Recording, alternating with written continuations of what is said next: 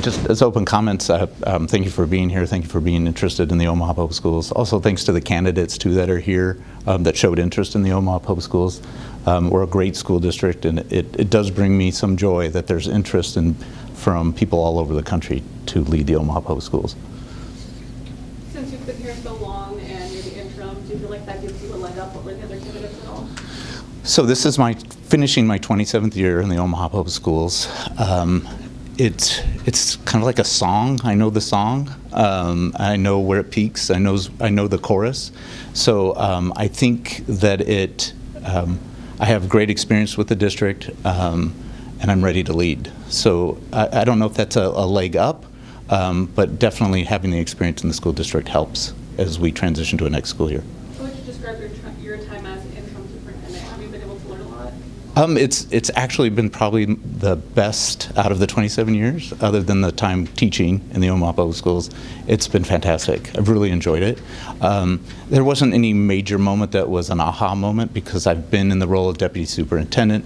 I've helped three superintendents transition to the role, so there wasn't anything that just hit me as something that I wasn't prepared for.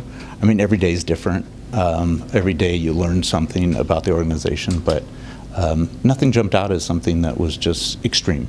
I mean, if you think we started the school year off, we had rabies with a cat, I think it was a kitty that started rabies, lead in the soil, and then tuberculosis at a partner that was connected to one of our schools. And we had those three major events, and we didn't miss a beat. We kept things moving, and that's huge. What do you see as the biggest issue that needs to be addressed within the school district? So staffing is what keeps me up at night, and how we turn that corner on staffing, and really focusing on those build your own programs. That's a long-term plan, but staffing probably is that keeps me up at night. Do you have a plan to address that a little more specific? So long-term, we have to look at our pathways that we have at all of our high schools, our Ed Rising pathways.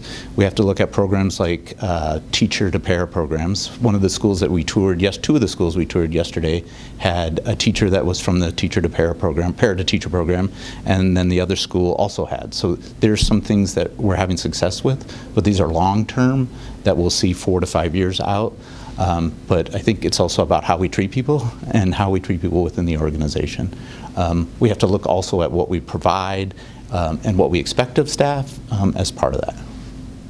What makes you different from the previous superintendents you've worked with? So nobody has my experience. No superintendent has gone through the system the way I've gone through the system. I taught in the school district. I substitute taught in the school district. I student taught in the school district. All 3 of my kids graduated from the Omaha Public Schools. I worked in so many different divisions. I had the opportunity to be interim for different parts of the organization. Deputy superintendent is not a job that existed even before that. So the uniqueness is my history within the Omaha Public Schools. What's your vision for OPS? My vision for OPS. So the strategic plan currently outlines the vision of the school district. So we have, next year's the last year of that vision that's already been approved by the Board of Education.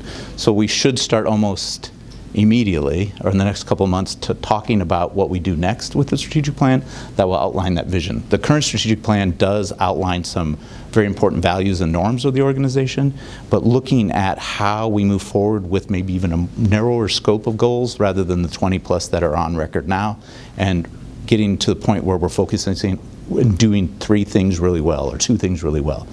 20 goals is a lot, but how do we narrow it down so the organization moves in one direction? What would be your personal vision getting the interim, if you would get the interim tag removed, your personal vision for you would want to lead OPS? So this has never been about me as the superintendent. The organization shouldn't just be about one person. It's about how the organization moves forward and how we have a collective vision. So I'd be reluctant to say this is my singular vision, because that steers it away from other people that are involved in the organization. So we have to look at what the board's vision is, stakeholders, parents, teachers, and what their vision for our future is. So we have to work together to about student outcomes and improving student outcomes. When you took the interim job, you said you didn't want to make waves, you wanted it to be seamless. When Dr. Logan left, if you were to get the job, what's sort of your philosophy on leading? I don't have a philosophy of making waves, but I'm very aware that the organization needs to change and that we can't stay in status quo, that we still have to do things better, that just by me being familiar with the school district doesn't mean I'm comfortable with not changing. We have to change still, but we don't have to start over. We don't need a new song every 4 or 5 years. We have to let things work. We have to evaluate those things before we change the song or change the plan again. So it will be important to look at the whole organization again as far as what we're doing well and what we can do better. But I think it's still going to be a seamless throughout. And when you talk about change, do you have any specific, I guess, systems of change that you're thinking about? So I think of COVID. So the Omaha Public Schools went in one direction with COVID. The whole organization was focused on COVID, how we respond to COVID, how we provide services to students and families. And so the district had this one goal, one mission. So I see that change as, what is our moonshot? What is our one thing that the whole organization is going to work on? And I was also curious, do you have any plans or strategies that you're hoping to explore this year if hired about staffing that you're maybe not thinking about doing right now or doing currently? No, I didn't hold on to anything, and wait for it to release it. No, we're moving forward with Grow Your Own programs. There's nothing I've held a secret to do anything different. I think, continually engaging staff and others and students on the teacher shortage part. We're all recruiters. You're recruiters for the Omaha Public Schools, and how you talk about the Omaha Public Schools, how we talk about the Omaha Public Schools. And so, just getting it across that we're all in this together, and that how we talk about the organization is important. The Pathways program recently, kind of implemented, and you mentioned that you're thinking of, reassessing, reevaluating. It's important. What do you mean by that, and what does that look like? So, Pathways is an essential part of school improvement.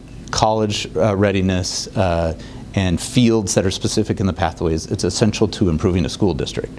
It shouldn't define the school district, though. Like, it can be part of a program, a larger program, but the organization shouldn't stop for 2 to 3 years to only talk about CCAP. It shouldn't define the school district. I think the part with CCAP that we have to be aware of is you have to layer on that teacher shortage. So how does that teacher shortage impact those offerings that we started out 2 years, 3 years ago saying that we could provide? So there's an intersection between teacher shortage and those programs that we've said that we're going to try to provide. But CCAP shouldn't define where we're going. It's part of the plan. Anyone else? You're all good? All right. All right. Thank you. guys. Thank you. Thank you, Mr. Wright. Thank you.